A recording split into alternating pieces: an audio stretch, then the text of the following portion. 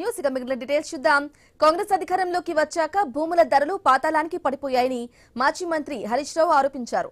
ఆనాడు కేసీఆర్ వల్ల రాష్ట్రంలో భూముల ధరలు పెరిగితే ఇప్పుడు రేవంత్ రెడ్డి వల్ల ధరలు పడిపోయాయని మండిపడ్డారు. కాళేశ్వరం ప్రాజెక్టుతోనే మెదక్ జిల్లాకు నీరు అందుతుంటే అదే ప్రాజెక్టులో 1,00,000 కోట్లు తిన్నారని విమర్శించడం ఏంటని ఆగ్రహం వ్యక్తం చేశారు. మిషన్ కాకతీయలో ఖర్చు చేసిందే 5,000 కోట్లయితే 55,000 కోట్ల స్కామ్ ఎలా జరుగుతుందని ప్రశ్నించారు.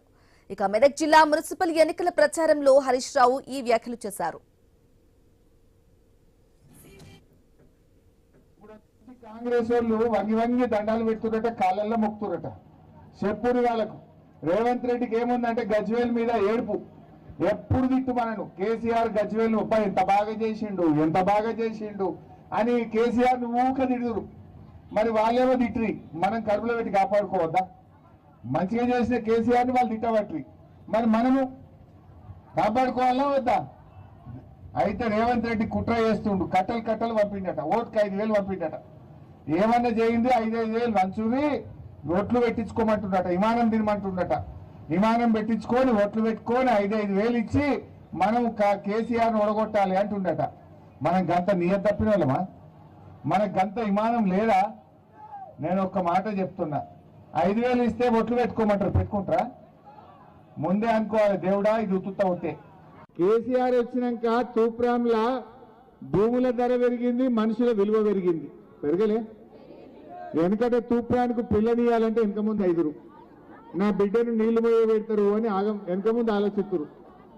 కానీ కేసీఆర్ వచ్చినాక పిల్లనిస్తే తూప్రానికే ఇయ్యాలన్నంత మంచిగా చేసిండు. కేసీఆర్ వచ్చినాక ఈ తూప్రాన్ చుట్టుపక్కల భూముల ధరలు 2 అంతలు 3 అంతలు కాలేదా? 10 లక్షలకు లేని భూమి ₹1,00,00,000 చేసిండు కేసీఆర్ వచ్చినాక. పెరగలే? ఎవరైనా బిడ్డ లగ్గం ఉన్నదో, దవాఖానలో పడ్డదో, చదువులు ఉన్నాయంటే ఒక అర్ధ బిగడ అమ్ముత అయిపోయింది. ఇవాళ పరిస్థితి ఏమైంది? రేవంత్ రెడ్డి వచ్చినాక అమ్ముడు పోతున్నాయా? ఎవరన్నా మన దిక్కు మరీ చూస్తుండా అరే ఆపత్తుకున్నదిరా, మొన్నటిదాకా 1 కోటికి అడుగు తీయలే, ఇప్పుడు 50 లక్షలకు తీసుకోరా అంటే కూడా వస్తలేడు. వస్తుండే ఎవరైనా? ఒక్కటైతే అయింది చెల్లె రేవంత్ రెడ్డి వచ్చినాక. భూముల ధరలు పాతాళానికి, బంగారం ధరలు ఆకాశానికి. ఏమి చేయని బీజేపీకి ఎందుకు ఓటేయాలి? మా అంటే గజ్వేల్లో 1, 2 గెలుస్తామంటుండ్రు. ఆ 1, 2తో వాళ్ళు చైర్మన్ అయ్యేది ఉన్నదా? ఆ 1, 2తో వాళ్ళు ఏమైనా ముంగట పడేది ఉన్నదా? మరి మనం ఎందుకు బీజేపీకి వేద్దాం?